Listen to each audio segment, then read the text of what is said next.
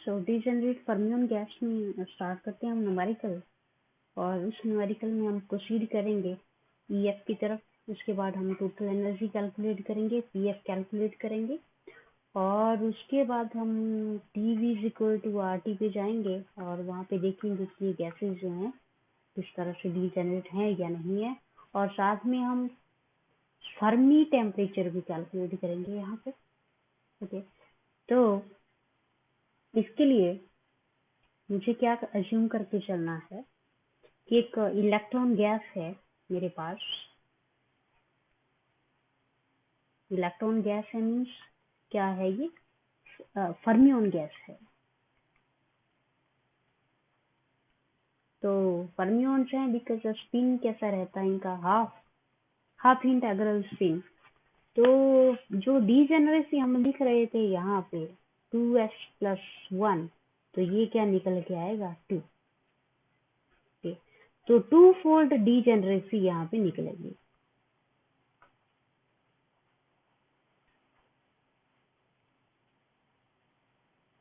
Okay, 2 fold degeneracy. 2 fold degeneracy को consider करते हुए हमने अपनी इलेक्ट्रॉन गैस को जो है टेम्परेचर T=0 पे कंसीडर करना है। फाइन। और इस इलेक्ट्रॉन गैस में T=0 है तो अगेन जो EF के बिलो सारी जो क्वांटम स्टेट्स हैं दैट आर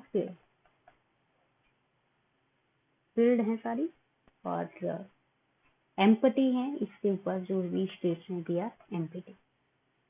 तो नंबर ऑफ इलेक्ट्रॉन जो हैं n, नंबर ऑफ इलेक्ट्रॉन्स वो क्या होंगे, यहाँ पे फर्मी एनर्जी के बिलो बैठे होंगे। ओके, और कंडीशन क्या है, एक एनर्जी स्टेट पे एक ही इलेक्ट्रॉन आएगा, फर्मी डिराक डिस्ट्रीब्यूशन है। और क्योंकि टेम्परेचर 0 है, 0 केल्विन पे है, तो सारे जो एटम्स जो हैं वो बिल्कुल आराम से बैठे होंगे यहाँ। ओके, मीन्स हर एक इलेक्ट्रॉन जो है वो अपनी लीस्ट एनर्जी में बैठा होगा। Then total number of quantum states यहाँ पे एज T=0 कितनी होंगी, total number of quantum states. क्योंकि total number of quantum state हमें पता लग जाएंगी तो हम जो है नंबर भी कैलकुलेट कर सकते हैं, और नंबर का हमें पता है एक एनर्जी स्टेट पे E=1, E2, E3 सो हमें नहीं पता यहाँ पे कितने एनर्जी लेवल्स हैं, बट हाँ एनर्जी लेवल्स का अगर हमें पता है तो हम क्या कर सकते हैं, नंबर कैलकुलेट कर सकते हैं, क्योंकि एक एनर्जी स्टेट पे सिंगल इलेक्ट्रॉन बैठा है। ओके, अगर दूसरा है तो वो अपोजिट स्पिन से है। तो इस तरह से हम क्वांटम स्टेट जो है वो कैलकुलेट करने की कोशिश करेंगे यहाँ पे। That is 2 into 4 pi p² dt into volume V over 2 pi h×3। अब देखिए हम यहाँ पे बात करेंगे नंबर ऑफ इलेक्ट्रॉन्स जो कि वॉल्यूम कुछ ऑक्युपाई कर रहे हैं, जिनका मोमेंटा है कुछ p, और मोमेंटम स्पेस की अगर हम बात करें, मोमेंटम स्पेस की, तो जो मोमेंटा इन्होंने कैरी कर रखा है वो कैसे होगा, 4 पाई p² dt की फॉर्म में। और यहाँ पे जो रेडियस है 0 to pf, इसको हम क्या कहेंगे, हम that is radius momentum, radius momentum. Fine. और फर्मी स्फीयर भी कहते हैं इसको, फर्मी स्फीयर की टर्म में अगर इसकी बात करें तो नेक्स्ट ये क्या बनेगा हमारे पास, V और PF क्यूब। PF की बात अभी नहीं करते क्योंकि अभी फर्मी को जो है आप इंक्लूड नहीं कर रहे हैं, तो p² h×3 आएगा यहाँ पे। तो ये क्वांटम स्टेट्स आ गई हमारे पास। तो नंबर कितना निकलेगा, number of electrons in these quantum states is equals to, और नंबर क्या है वो n इज इक्वल्स टू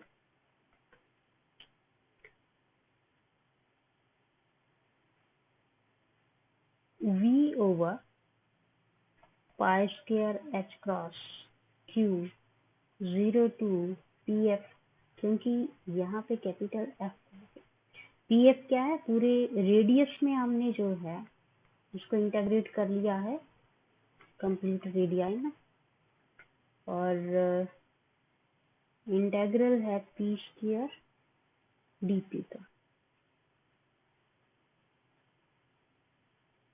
और इस टर्म को जो है आपने इंटीग्रेट करना है, that will be n is equals to v pi square h cross q and pf q over 3, क्योंकि p स्क्वायर dt है तो क्या हो जाएगा p क्यूब ओवर 3, और 0 टू pf है तो आपने लिमिट जब अप्लाई करी तो pf क्यूब बनेगा ये। तो नंबर ये निकल चुका है, means total number of electrons हर एक स्टेट में कितना नंबर है, ये नंबर है। तो फर्दर ये किस पे डिपेंड कर रहा है, pf पे। तो यहाँ से हम क्या है pf कैलकुलेट कर लेते हैं, pf cube is equals to 3 pi square h cross q, और साथ में n, और pf अगर हम देखें तो हमारे पास pf निकल रहा है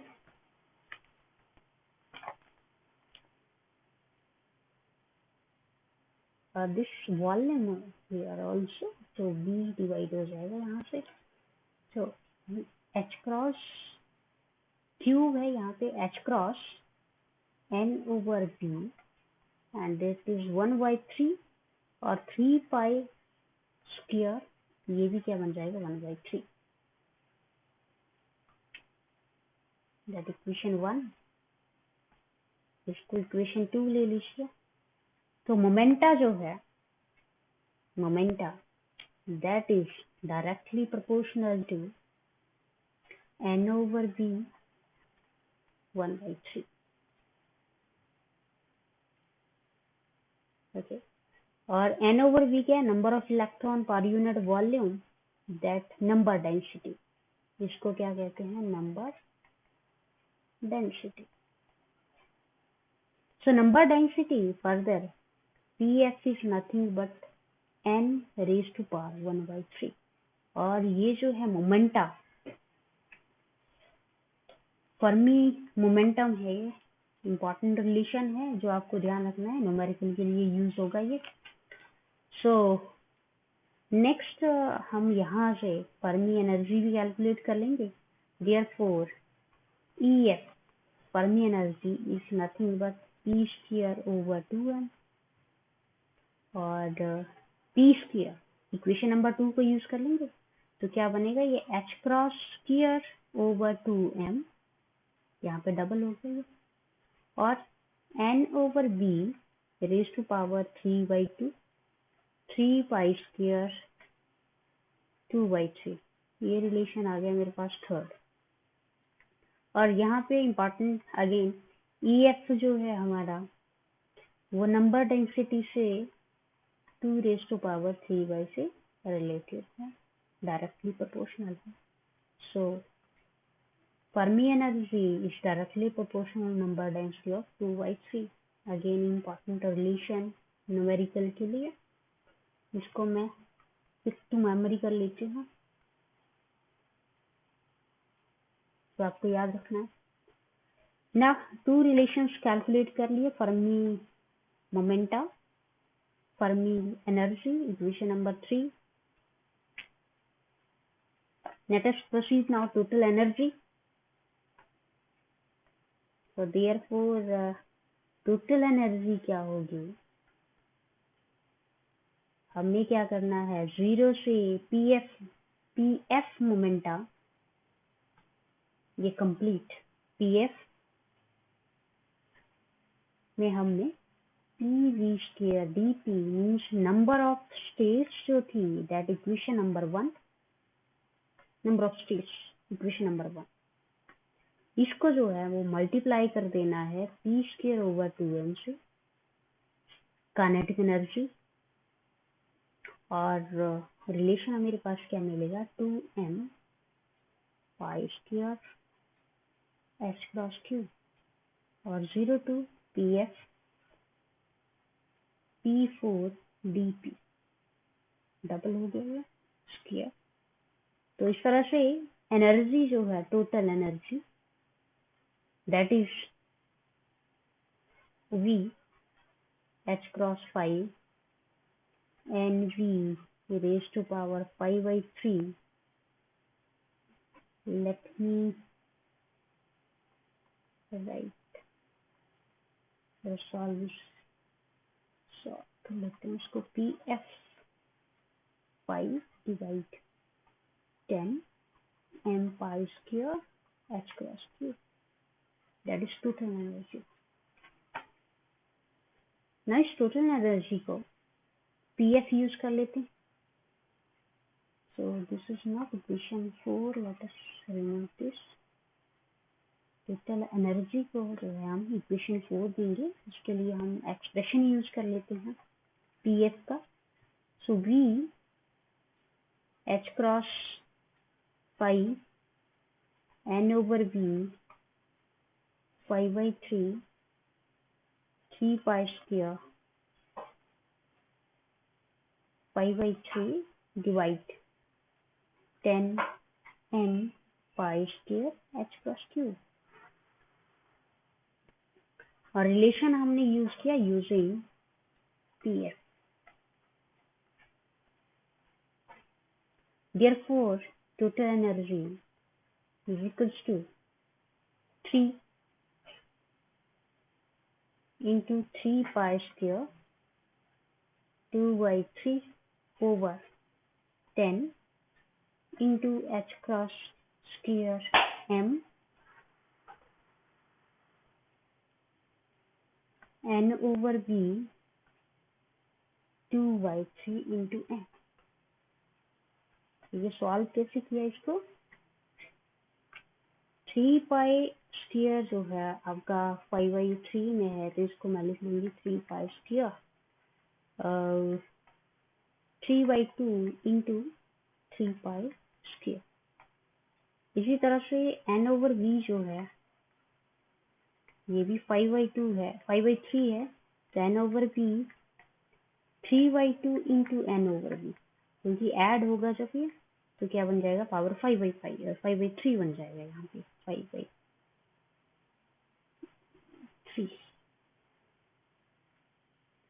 2/3 नॉट 3/2 2/3 2/3 फाइन। तो यहाँ हमारे पास 2/3 वाली पावर ये रही, और n ओवर b 2/3 ये, और साथ में n और b, यहाँ पे n नंबर सेम है और v जो वॉल्यूम है यहाँ कैंसिल हो चुका है इसके साथ, और साथ में 3 का फैक्टर जो है वो यहाँ आया, और पाई स्क्वायर जो है वो यहाँ पे डिवाइड हो गया इसके साथ, फाइन। और h क्रॉस जो है h क्रॉस 5 है, यहाँ पे h क्रॉस 3 है, तो यहाँ पे भी पावर जो है h स्क्वायर रहा, और m जो है वो यहाँ पे लिख दिया। तो इस तरह से टोटल एनर्जी जो है that is ET is proportional to that number,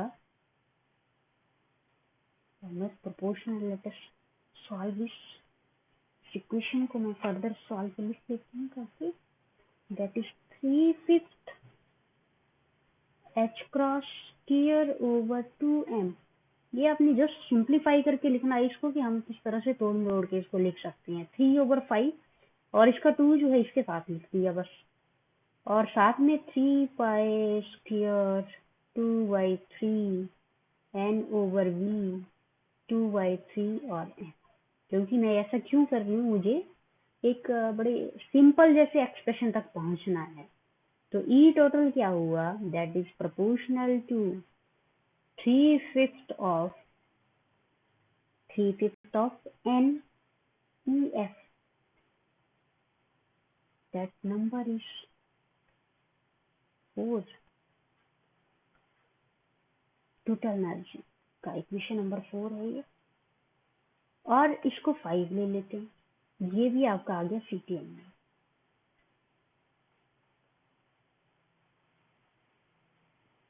क्योंकि ये सारा जो है this is nothing but Fermi energy, और फर्मी एनर्जी आप देख सकते हो यहाँ पे इक्वेशन नंबर 3, इक्वेशन नंबर 3, ये सारा जो है इक्वेशन नंबर 3 है।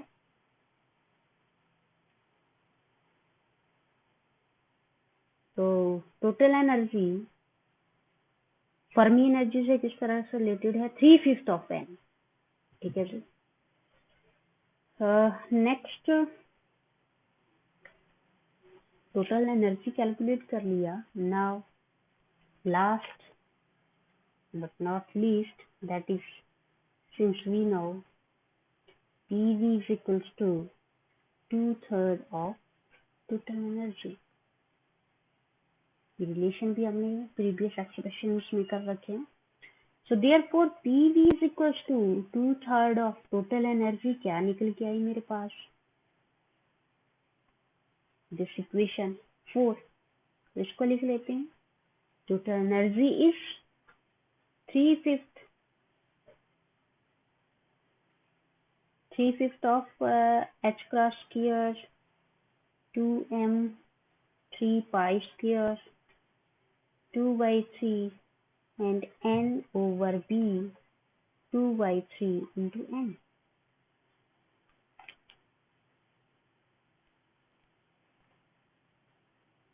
ये क्वेश्चन था टोटल एनर्जी का। तो इस तरह से 3 कैंसिल हुआ यहाँ और 2 भी कैंसिल हो गया, और प्रेशर जो है that pressure is equals to, देखिए अब क्योंकि यहाँ प्रेशर का क्वांटिटी है तो प्रेशर मुझे ये यहाँ ले जाना है डिवाइड में, तो ये क्या बनेगा, h cross square over m 5m into 3 pi square 2/3 n over b, और साथ में n है 2⁻3, और ये जो v है ये वॉल्यूम मैंने इसके नीचे रख दिया volume. So overall p n over v जो है, और यहाँ पे पावर 2/3 है, तो ये कंप्लीट मुझे क्या देगा, n रेज़ टू पावर 5/3, ठीक है जी। तो मैं इसको लिख लूंगी h cross square over m 3 pi square 2/3 over 5 into n over b 5/3. So this is the pressure, equation 5। ये आपका प्रेशर आ चुका है, और ये प्रेशर किसके इक्वल है, that is proportional to n over b raise to power 5/3।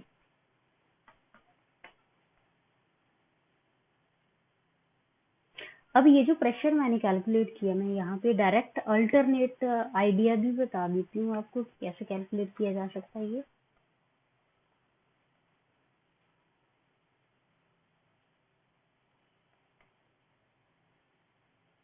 अगर आप जानते हैं कि PV is equals to 2/3 of average energy होता है टोटल एनर्जी, ओके, तो PV 2/3, अब टोटल एनर्जी जो था वो किसके इक्वल था, 3/5 of n, that is 3/5 of n EF। फिर ये क्या आया, 2/5 of n EF।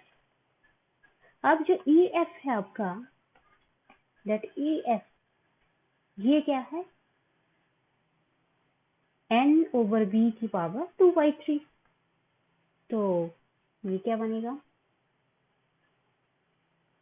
2/5 n into n over B की पावर कौन सा है ये 2/3।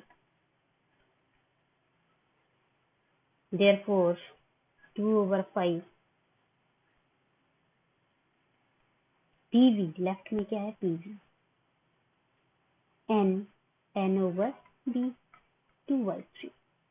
So therefore P is 2/5 of n over b into n over b 2/3, and pressure is nothing but 2/5 of n over b की power 5/3. This is same thing.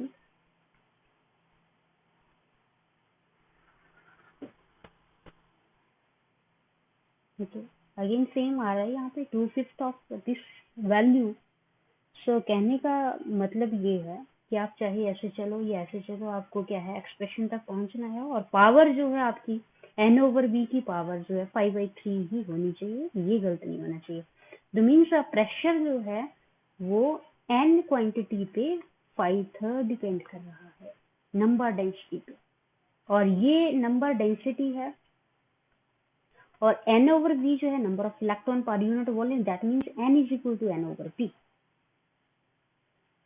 सो ये सारा जो mathematics अभी हमने कैलकुलेट किया, तो अगर मैं इस इक्वेशन प्रेशर तक जहां मैं पहुंची, तो प्रेशर का क्वांटिटी इंपॉर्टेंट है, वो क्या निकल के आ रहा है। ओके, अब ये प्रेशर जो है अगर मैं कंपेयर करूं PV is equal to NKT से, तो that is totally different. Okay, ये जो है टोटली डिफरेंट है कौन सी आइडियल गैस इक्वेशन से। तो एट लो टेम्परेचर जो हमारा आइडियल गैस इक्वेशन है दैट इज टोटली डिफरेंट। यहाँ से प्रेशर डिफरेंट निकल के आ रहा है बिल्कुल। यहाँ प्रेशर क्या था NKT ओवर V था, और यहाँ पे that is totally different. Again means temperature low है तो प्रेशर डिफरेंट है, और गैसेस जो हैं that behave differently from ideal gas. Ideal gas और परफेक्ट गैस, इनसे क्या है टोटली डिफरेंट हैं, they are completely deviated.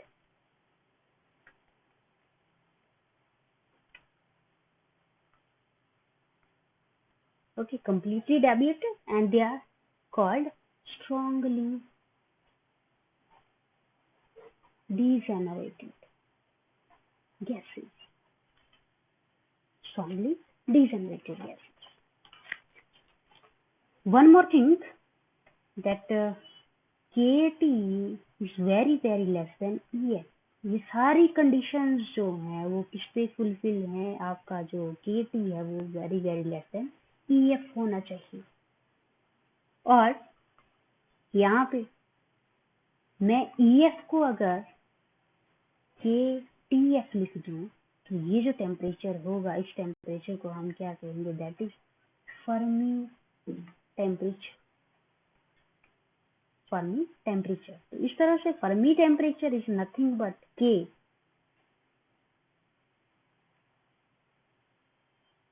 TF, और TF यहाँ से कैसे निकलेगा, that is TF is equal to EF over K, और EF का वैल्यू क्या है, that is H cross square over 2m over K n over V 2/3 3 pi 2/3. So this is your Fermi temperature. और condition जो आपकी fulfil हो रही है स्ट्रांगली डिजनरेट गैसेस के लिए, वो हम जानते हैं कि क्या है, टेम्परेचर जो है वो लेस होना चाहिए, ये कंडीशन फुलफिल होनी चाहिए। और अगर हम फर्मी टेम्परेचर की टर्म्स में बात करें, फर्मी टेम्परेचर की टर्म्स में, तो आपका जो फर्मी टेम्परेचर है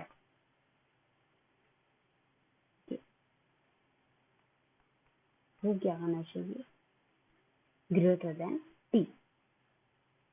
मीन्स जो टेम्परेचर, अगर आपका जो टेम्परेचर है that is very very less than TF, then we can say that our gases are strongly degenerated